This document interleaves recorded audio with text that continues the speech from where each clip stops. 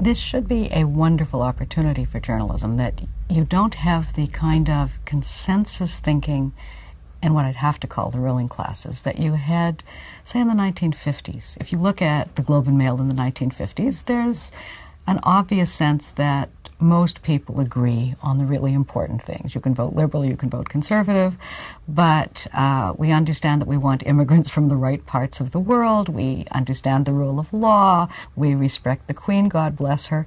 All of that's gone. We're very fragmented and we're very diverse. Now that should be an opportunity. It would mean that large journalistic outfits would have to splinter their coverage to appeal to this splintered audience, but it shouldn't be a disaster.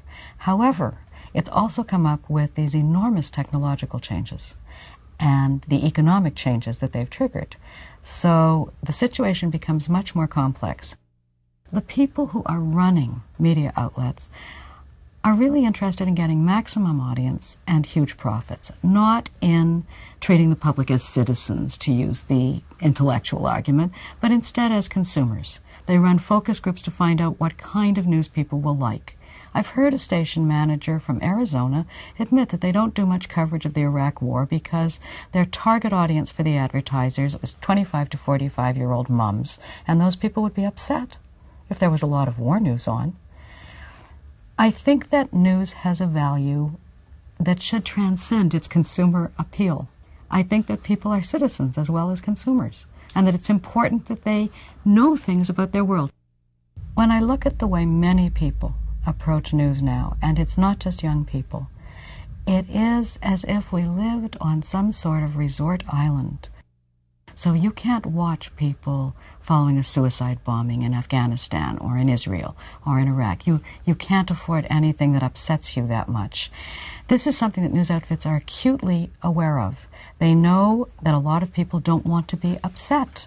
They want to feel pleasant. That's why so many news shows end with some ghastly little feel-good item about a fair somewhere or a nice story about a child, something to leave people feeling upbeat.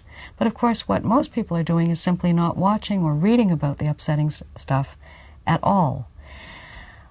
That is one disturbing aspect of all of this.